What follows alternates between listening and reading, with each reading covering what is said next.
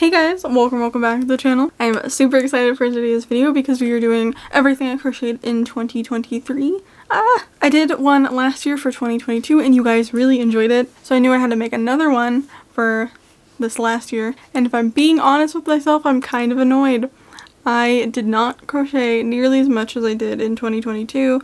And I had a goal for myself for 2023 to crochet more for myself and less for other people. Not that like I didn't enjoy making people gifts or anything, but I did want to crochet more stuff for me and I didn't do that. Also, disclaimer, a lot of this is going to be pictures because a lot of this was gifts. Like literally I will only tangibly be holding up like 2 items. But there is a big, and I mean literally big, reason why I didn't crochet as much as I did in 2022. But let's hop into it.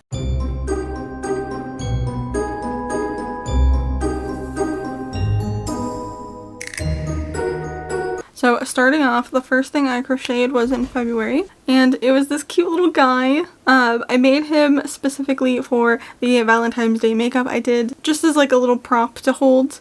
I will insert the pictures I took. But yeah, he's just supposed to be like a cute little voodoo doll. He has like a missing eye. He's adorable. I'm like obsessed with him. I used like a doll reference to make like the head and the body, and it was really easy. So I will leave all of my patterns linked down below if I can find them. But yeah, this little guy took me no time at all and he turned out so cute and he just lives on my dresser. So now I would literally not crochet anything until July after that. Like 5 months. I noticed I tend to crochet a little bit more towards the end of the year than I do the beginning of the year, mainly because I like to make a lot of gifts for friends, and I actually have a lot of friends whose birthdays fall in the later half of the year. So I think that's mainly why I did such a big gap, is I didn't really want to crochet anything until people's birthdays rolled around. But the thing I did crochet was this goat. And oh my god, he is so cute. I am literally obsessed. This took me so long. I have the Crochetland app and sometimes I time my work, but this one I did not. This took me forever. Did the body once, had to redo it and make another body because I just didn't stuff it correctly, and yeah, it was bad. It was all floppy and weird and just, yeah, no. But he ended up turning out great. My mom was obsessed with him, so. But yeah, it is a goat in pajamas. I made him because my mom is always talking about how she wants a goat in pajamas. And since I can't get her the real thing, I crocheted her one. Next on my list of things to crochet her is a mini cow because she's obsessed with those fluffy, like, mini cows that are all over TikTok. It was my first time working with this, this, like, fuzzy yarn. Yeah, it's the Baymo? I'm not sure if I'm pronouncing that wrong.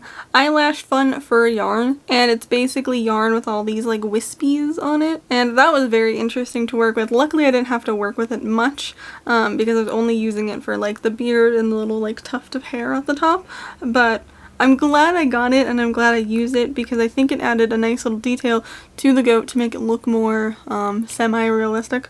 So this next gift was for my friend, and it is a tarot card holder slash like spread mat. So you'll see in this one picture, you can put the tarot cards in a little pouch, and then most of it unravels so you can do like a 3-day spread. This was really fun to make. I want to make more. It was so simple and easy and repetitive. And then to add some extra flair to it, I slip stitch embroidered the Leo zodiac symbol onto it, and she loved it. She thought it was fantastic. She loved the colors. Yeah, she was just very happy to have it and I was so glad. But yeah, like I said, this was really fun to make. I want to make more.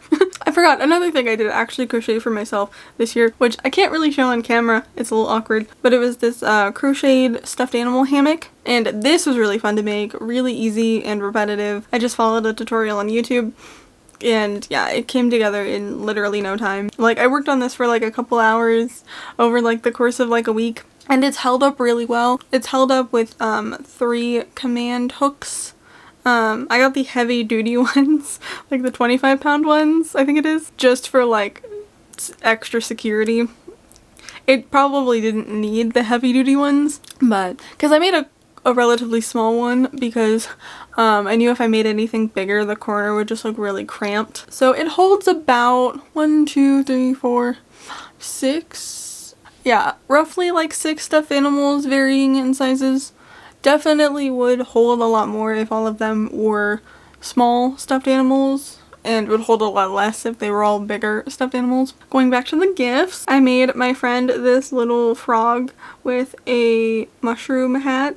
It's supposed to be like a poppable mushroom hat, like you're supposed to be able to like extend it and like pop it down, but I couldn't quite get it right, but it still looks really cute. She loved it. She even told me when she got it that she had put it out in her living room and her friends had come over and they were like, oh my god, it's so cute. So that made me really happy. I only took this one picture of him, but yeah, I think he turned out really cute. And my dumbass forgot safety eyes when I had already like finished up the project. Thankfully I had like a fabric marker to draw on the eyes, and like I think it turned out really well. Next up we have 2 items for my other friend for her birthday. So first off, I made her this sunflower pouch. It's just a cute little bag charm pouch that you could literally put whatever you want into it, and this was really easy to make. I followed the YouTube video and it's literally just making 2 magic circles, sticking them together, and then making the petals onto one half of the magic circle. It's so easy. I honestly wouldn't mind making more of them. And then I made her another pouch. This pattern I specifically bought,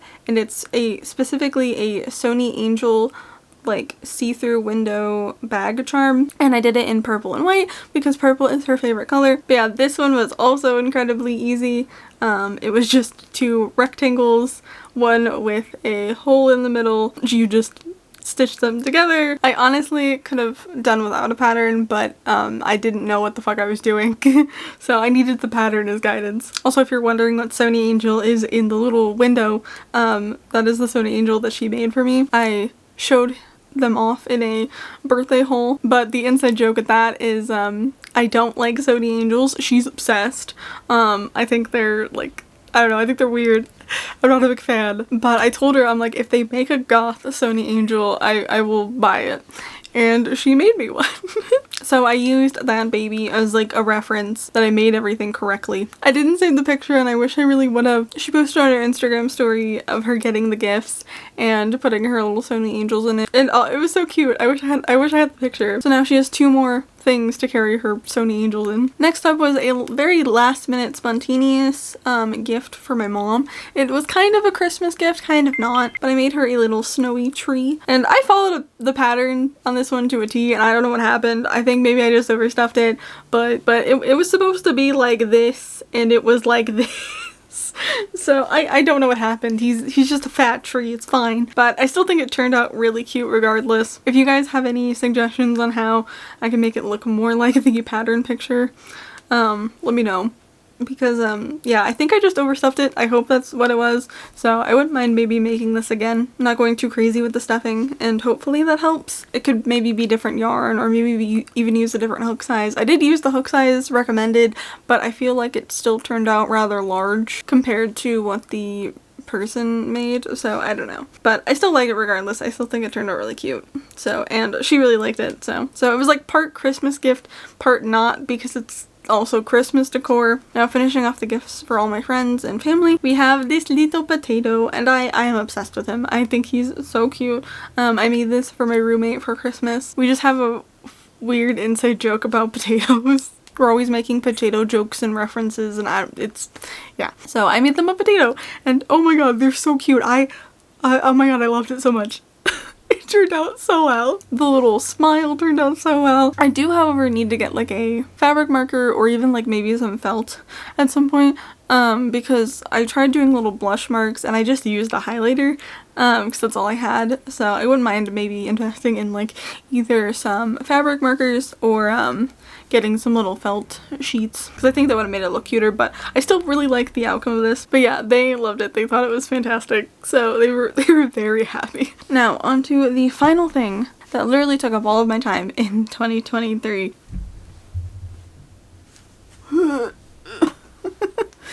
Oh my god. It is a temperature blanket. I'm not done with it. So yeah, this, I mean, I can't even show you how like insane this is. I'll pop up a picture of me like holding out the whole thing. Like I said, it's not finished yet. I'll post on my community tab when I do finish it, because I do plan to finish it within the month, but I am very behind on this. I just started in September, so I have a little while to go, unfortunately, on this.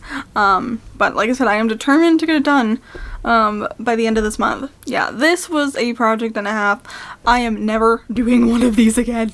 Oh my god. I really thought doing a row a day would literally be no challenge. No, this was so bad. I mean, it was my own fault. I got really behind and then didn't want to do like any of it because I was so behind. So that was my own fault. I really should have been more disciplined in making myself catch up on it. But I wanted to show you a thing I learned about making blankets, because this is my first ever blanket ever made. The row I'm currently working on. And like, for the most part, it's pretty straight and symmetrical. It was not supposed to be as long as it is, or I should say as wide. It was never supposed to be this wide, but it's about like two inches or so off. I'll try to pump up some pictures of what I'm talking about, but basically what happened is when I started this, I was like, oh, I don't need to count. No, I needed to count. Unfortunately, along the way of doing this, my numbers got fucked up, and I was doing a lot of increases and decreases, and I didn't think it would matter as long as I got to the same number, but it did. And yeah, so you can kind of, I'm trying to find a section where you can actually see where it starts getting kind of wonky. Here's a good example of, you can see like the dip in it. Like nothing crazy. Like realistically, if you're looking at the blanket as a whole, you're probably not going to notice this. And with it probably being like bunched up on someone's lap, it's really not that big of a deal. But it was a little frustrating to figure out that this had been happening. So now, for the last couple months, I've been meticulously counting every time I do it, and I've yielded some pretty good results. So I have yet to run into a fuck up or needed to like frog it or anything. So I've definitely learned from making this blanket. Counting is very important. But yeah, I will be happy when this thing is done and gone. So I'm giving it to my mom. We were supposed to enjoy it together, but I moved out on her. So I'm giving it to her because I know she'll get more use out of it than I will. Plus, I don't want all of my hard work to possibly get ruined by 2 cats. So I don't really want to keep this for myself because I can just see the cats fucking this up. Even working on this is sort of challenging because they are obsessed with my yarn.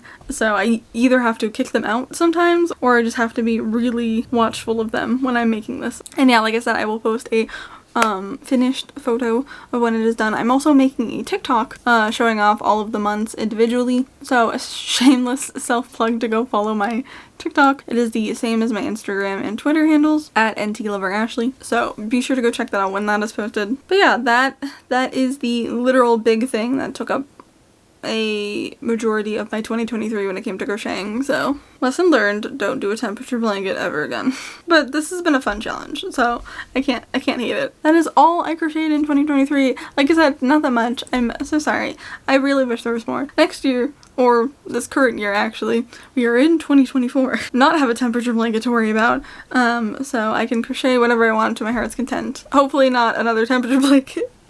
Don't do it, future Ashley. Don't do it. But yeah, so thank you guys so much for watching. If you crochet or knit or any of that, let me know what you made in 2023. I'm always curious to see what people are making. I'm in so many Facebook groups. I just love seeing the level of creativity people have. Like, oh, people make some amazing things. Oh my goodness. I feel like I'm such a beginner and like barely scratching the surface that is crocheting. So, but yeah, thank you guys so much for watching. If you liked it, be sure to give it a thumbs up and hit the subscribe button.